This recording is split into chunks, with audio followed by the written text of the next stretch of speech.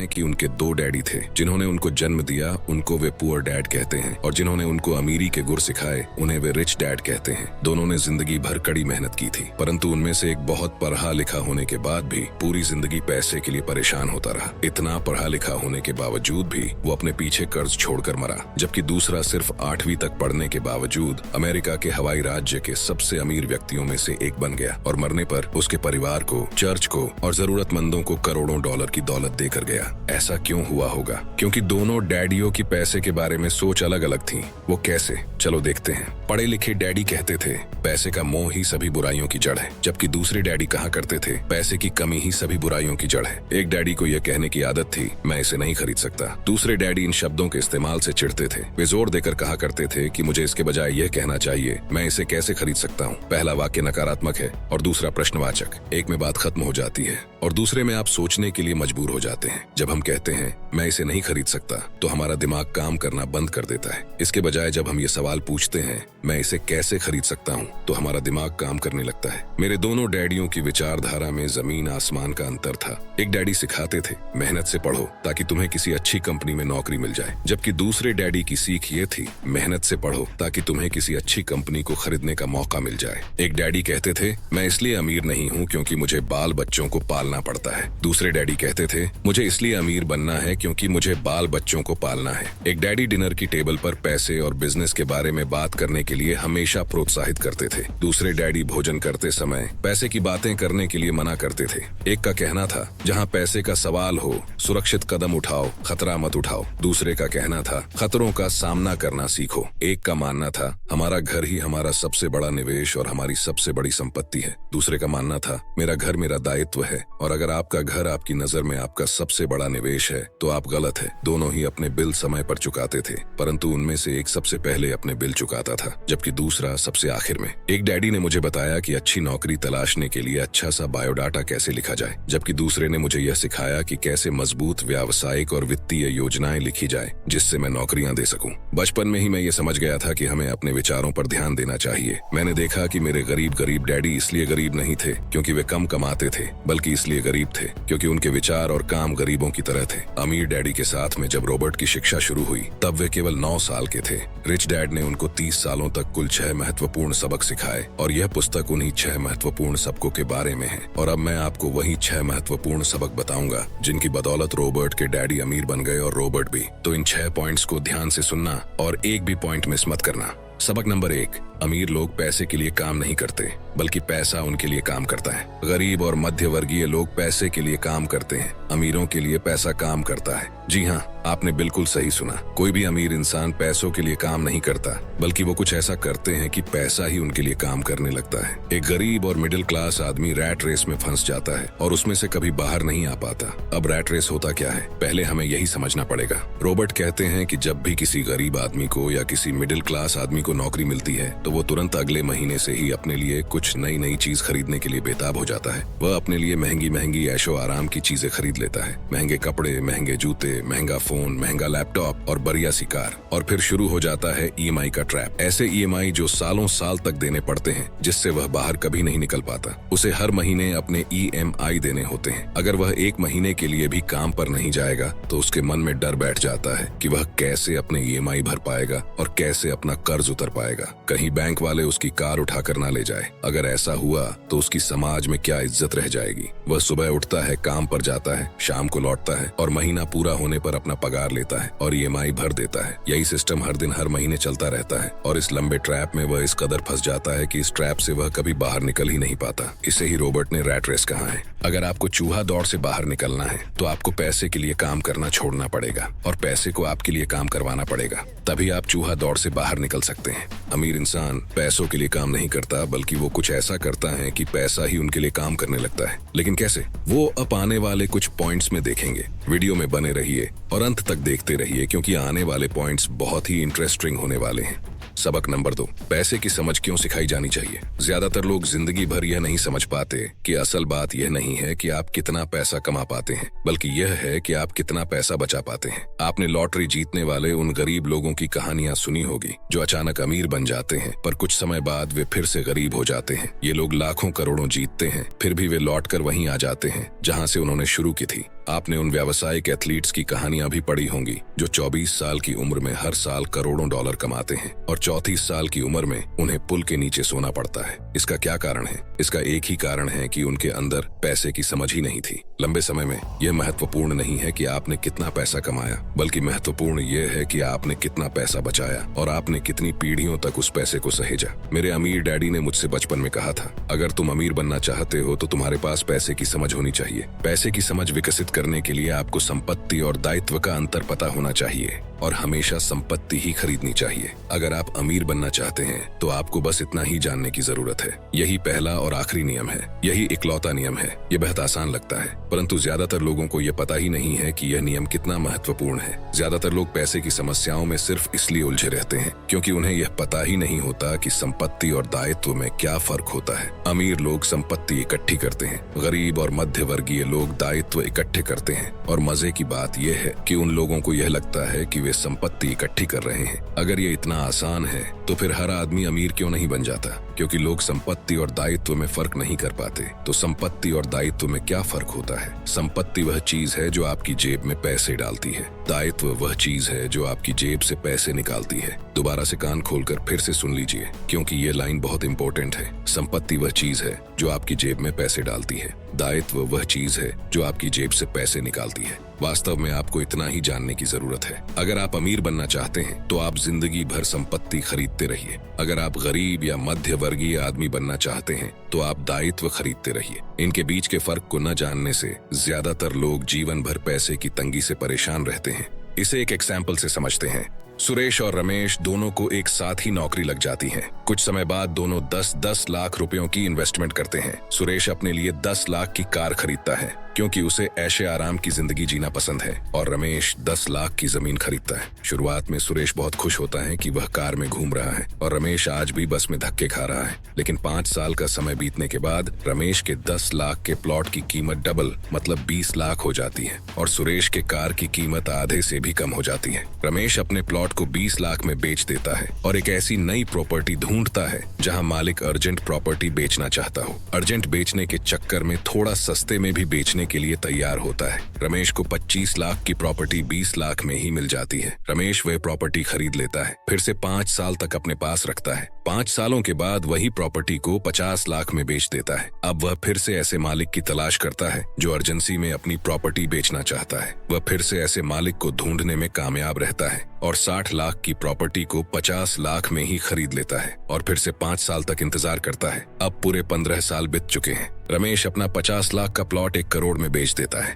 और करोड़पति बन जाता है और उस 1 करोड़ में से कुछ पैसा निकालकर अपने लिए ऐशो आराम की चीजें खरीद लेता है, जैसे कार, एक घर और अच्छे अच्छे कपड़े। और ये सब लेने के बाद जो बाकी 50 लाख बच जाते हैं वो उनसे फिर से प्रॉपर्टी खरीद लेता है और अब उसकी प्रॉपर्टी ही उसके लिए पैसा बनाती रहती है। लेकिन सुरेश ने जो 15 साल पहले कार खरीदी थी, आज उसे कोई कौड़ी के दाम में भी खरीदने के लिए तैयार नहीं है। वह आज भी धक्के खा रहा है। यही फर्क होता है एक अमीर और गरीब के माइंडसेट में। गरीब इंसान सबसे पहले अपने लिए लायबिलिटी खरीदता है जो उसके जेब से पैसे निकालती रहती हैं, और अमीर माइंडसेट वाले इंसान संपत्ति खरीदते हैं जो उसके जेब में पैसे डालती रहती हैं। सबक 3, अपने काम से काम रखो। अपने काम से काम रखो। क्या इसका मतलब ये है चुपचाप से अपने काम पर जाओ और बिना किसी की तरफ देखे अपना काम करके वापस आ जाओ?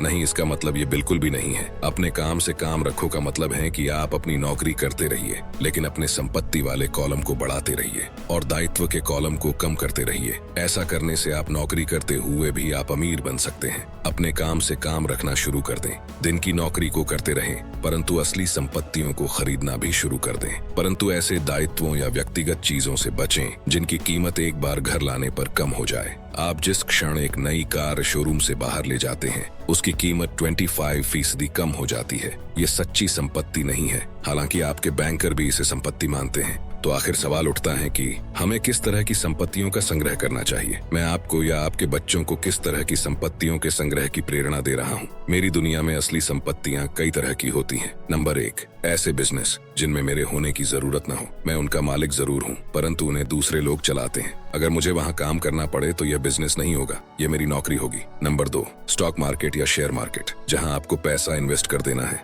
और अपना काम करते रहना है। Number 3, government bonds. Number 4, mutual fund. Number 5, आमदनी देने वाला रियल एस्टेट। और नंबर 6, ऐसी हर चीज जो कीमती है, जो आमदनी देती है और जिसका मूल्य बढ़ जाता है और जिसका बाजार तैयार है। ये सारी ऐसी संपत्तियां हैं जहां आपको पैसा लगाने के बाद खुद काम नहीं करना पड़ेगा। बस आप पैसा लगा देंगे और आराम से अपना काम करते रहेंगे। आपका संपत्ति वाला कॉलम अपने आप बढ़ता रहेगा। जब मैं कहता हूं कि अपने काम से काम रखें, तो मेरा ये मतलब है कि आप अपनी संपत्ति वाले कॉलम को ज्यादा मजबूत बनाते रहें।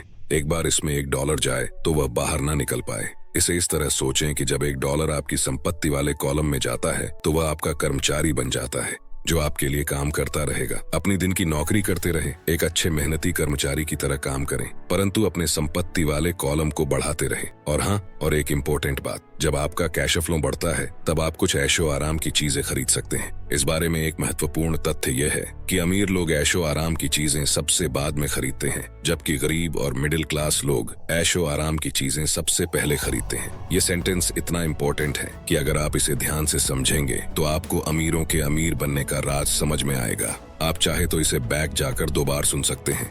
सबक नंबर 4, टैक्स का इतिहास और कॉरपोरेशंस की ताकत। इस पॉइंट में रॉबर्ट बताते हैं कि इतनी मेहनत से कमाए हुए पैसे पर गवर्नमेंट को इतनी आसानी से टैक्स के रूप में पैसा लेने मत दीजिए। कानून के दायरे में ही रहकर हमें वो सारे तरीके आजमाने चाहिए जिससे हमारा करोड़ों रुपए का टैक्स बच जाए। इसीलिए अमीर डैडी स्मार्ट टैक्स अकाउंटेंट्स और वकीलों को इतना ज्यादा वेतन देते थे। वकीलों को वेतन देना सरकार को टैक्स देने से सस्ता था। वे कानून जानते थे क्योंकि वे कानून का आदर करते थे। वे कानून जानते थे क्योंकि कानून न जानना बहुत महंगा साबित हो सकता था। अगर आप अभी तक इस वीडियो में बने हुए हैं तो इसका मतलब है कि आप अमीर बनकर ही रहेंगे। अभी और 2 इम्पोर्टेंट सबक डिस्कस होने वाले हैं, आगे देखते रहिए। सबक नंबर 5, अमीर लोग पैसे का आविष्कार करते हैं। अमीर लोग आखिर पैसा बनाते कैसे हैं, ये बात अभी हम समझने वाले हैं। ध्यान से समझना। रॉबर्ट कियोसाकी बताते हैं कि अर्थव्यवस्था उस समय बहुत बुरे हाल में थी। शेयर मार्केट क्रैश हो चुका था, रियल एस्टेट के भाव भी गिर चुके थे और निवेश के लिए ये एक आदर्श बाजार स्थिति थी। मेरा काफी पैसा उस समय स्टॉक मार्केट और अपार्टमेंट हाउसेस में फंसा हुआ था।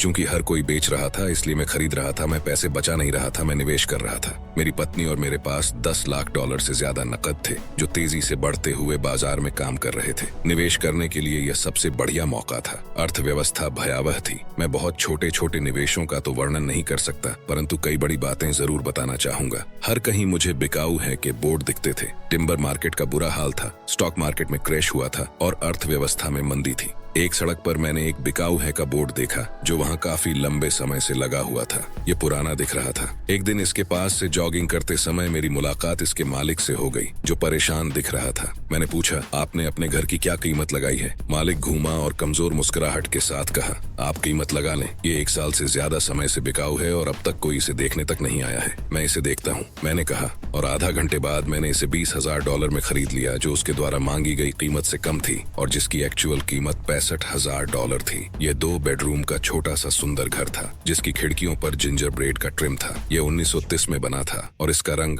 हल्का नीला था। अंदर एक सुंदर चट्टानी अंगीठी थी और छोटे छोटे 2 बेडरूम थे। यह किराए पर देने के लिए एक आदर्श घर था। मालिक ने 1 हफ्ते में इसे खाली कर दिया और वह इससे पीछा छुड़ाकर खुश हुआ। मेरा पहला किराएदार वहां आ गया जो एक स्थानीय कॉलेज में प्रोफेसर था। मॉर्टगेज, खर्च और मैनेजमेंट फीस चुकाने के बाद हर महीने के आखिर में मेरी जेब में $40 आते थे, जो बहुत बड़ी रकम नहीं थी। 1 साल बाद ओरेगॉन का रियल एस्टेट बाजार मंदी से उबर आया और बढ़ने लगा। कैलिफोर्निया के निवेशकों के पास अपने रियल एस्टेट मार्केट की तेजी का बहुत सा पैसा था और अब वे उत्तर दिशा में आकर ओरेगॉन और वॉशिंगटन में खरीदारी कर रहे थे। मैंने उस छोटे घर को कैलिफोर्निया से आए एक युवा दंपति को $95,000 में बेच दिया, जिन्हें यह बहुत सस्ता सौदा लग रहा था। इस सौदे में मुझे लगभग $40,000 का कैपिटल गेन हुआ। 1 महीने में मुझे बीवर्टन ओरेगॉन में इंटेल प्लांट के पास एक 12 यूनिट का अपार्टमेंट मिल गया। उसके मालिक जर्मनी में रहते थे और उन्हें इसकी कीमत का अंदाजा ही नहीं था और एक बार फिर वे इससे पीछा छुड़ाना चाहते थे। मैंने $450,000 की इमारत के लिए $275,000 का प्रस्ताव दिया। वे $300,000 पर मान गए। मैंने इसे खरीद लिया और इसे 2 साल तक अपने पास रखा। मैंने उस इमारत को $495,000 में बेच दिया और एरिजोना फिनिक्स में एक 30 यूनिट का अपार्टमेंट खरीद लिया। फिनिक्स में 30 यूनिट की अपार्टमेंट इमारत की कीमत $875,000 थी, जिसमें से $225,000 डाउन पेमेंट था 30 यूनिटों से आने वाला कैश फ्लो $5,000 प्रति माह से कुछ ज्यादा था। एरिजोना का बाजार भी बढ़ने लगा और 1996 में एक कोलोरेडो के निवेशक ने हमें उस प्रॉपर्टी के लिए $12 लाख देने का प्रस्ताव रखा। मेरी पत्नी और मैं बेचने पर विचार कर रहे थे, परंतु हमने यह देखने का इंतजार किया कि क्या कांग्रेस कैपिटल गेन कानूनों में परिवर्तन करेगी। अगर वह परिवर्तन करती है तो प्रॉपर्टी की कीमत 15 से 20% तक बढ़ जाएगी। इसके अलावा हर महीने $5,000 मिलते रहना अच्छा लगता था। इस उदाहरण में मुद्दे की बात यह है कि किस तरह $20,000 छोटी सी रकम $12 लाख की बड़ी रकम में बदली जा सकती है। हमारा एक स्टॉक पोर्टफोलियो भी है जिसे मैं और मेरी पत्नी हमारा पर्सनल म्यूचुअल फंड कहते हैं। हम ज्यादा जोखिम वाली प्राइवेट कंपनियों के शेयर खरीदते हैं जो अमेरिका या कनाडा में स्टॉक एक्सचेंज पर सार्वजनिक होने जा रही हैं। कितनी तेजी से धन बढ़ता है इसका उदाहरण इस तरह देखें। हमने कंपनी के सार्वजनिक होने से पहले 25 सेंट प्रति शेयर की दर पर 1 लाख शेयर खरीदे। 6 महीने बाद जब कंपनी शेयर बाजार में दर्ज हो गई तो उसके शेयर का भाव $2 प्रति शेयर हो गया। अगर कंपनी का प्रबंधन अच्छा है तो कीमतें बढ़ती रहेंगी और स्टॉक $20 प्रति शेयर या इससे भी ज्यादा होगा। ऐसे भी कई वर्ष रहे हैं जब हमारे $25,000 एक साल से भी कम समय में $10 लाख बन गए हैं। ये जुआ नहीं है। अगर आप जानते हैं कि आप क्या कर रहे हैं। ये जुआ तब होता है जब आप सौदे में अपना पैसा फेंक रहे हैं और भगवान से सफल होने की दुआ कर रहे हैं। सबक नंबर 6, सीखने के लिए काम करें, पैसे के लिए काम न करें। जब मैं अपनी कक्षा से पूछता हूँ आप में से कितने मैकडॉनल्ड से अच्छा हैमबर्गर बना लेते हैं तो लगभग सभी विद्यार्थी अपने हाथ खड़े कर देते हैं। मैं फिर पूछता हूँ अगर आप में से ज्यादातर बेहतर हैमबर्गर बना लेते हैं तो ऐसा क्यों होता है कि मैकडॉनल्ड आपसे ज्यादा पैसा बना लेता है। जवाब साफ है, मैकडॉनल्ड बिजनेस सिस्टम में आपसे अच्छा है। ज्यादातर प्रतिभाशाली लोग सिर्फ इसलिए गरीब होते हैं क्योंकि वे अपना सारा ध्यान बेहतर हैमबर्गर बनाने में लगाते हैं और बिजनेस सिस्टम के बारे में कुछ नहीं जानते। दुनिया प्रतिभा संपन्न गरीब लोगों से भरी पड़ी है। अक्सर वे या तो गरीब हैं या फिर पैसे की समस्या से जूझ रहे हैं या अपनी क्षमताओं से कम पैसा कमा रहे हैं और इसका जिम्मेदार उनके ज्ञान का विषय नहीं है बल्कि उनका अज्ञान है। वे एक बेहतर हैमबर्गर बनाने की दक्षता को पैना करने में ही लगे रहते हैं और हैमबर्गर को बेचने और उसे घर तक पहुंचाने की दक्षता पर बिल्कुल भी ध्यान नहीं देते हैं। शायद मैकडॉनल्ड सबसे अच्छे हैमबर्गर नहीं बनाता है